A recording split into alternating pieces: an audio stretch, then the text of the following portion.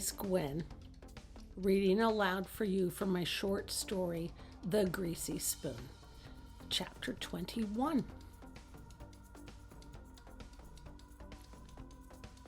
Nick pushed himself up to a sitting position and groaned. His head throbbed. But one small nugget of good news had happened. Hardy, har, Christ, you're funny, Nick. Do you have the first fucking idea how funny you are? Most of the slop in his boxers was gone. Just to make sure, he squeezed the left butt cheek, then the right, and was relieved to sense that most of the excrement was gone. Did it happen while he was dragged unconscious from the office to the break room? Did some of his poop sluice down the pants legs and fall free? Why, goodness gracious me, Miss Pearly May, it surely has. Saints be praised. Oh, for sure, he noted a poop nugget or two clinging to the heels of his shoes, but nothing he couldn't scrape off. What a fucking mess, Ed said. Yeah, Nick said, wrapping his arms around his knees, and I really don't see any way out of it either.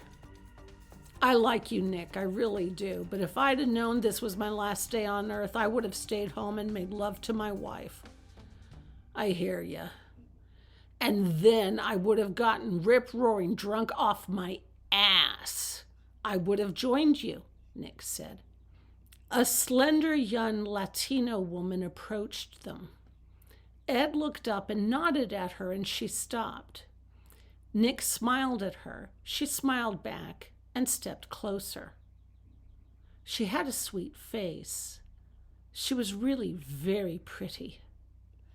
She sure as hell didn't belong in this hellhole. Good evening, senorita, Nick said.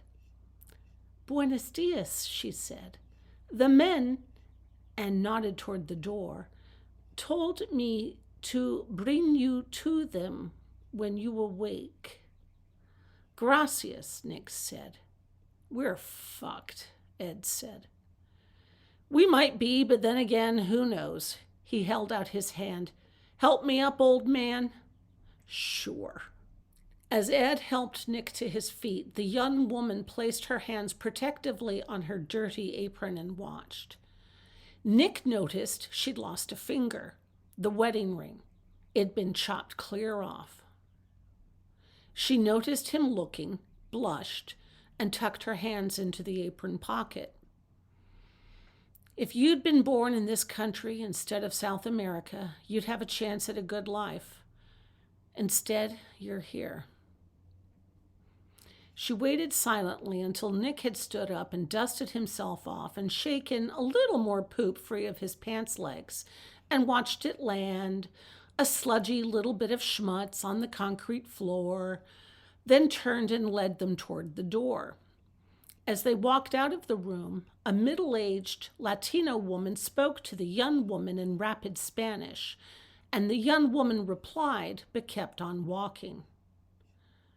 Nick caught the middle-aged woman's eye as he followed the girl, and she gazed at him hard, her face an expressionless mask. Her eyes looked dead.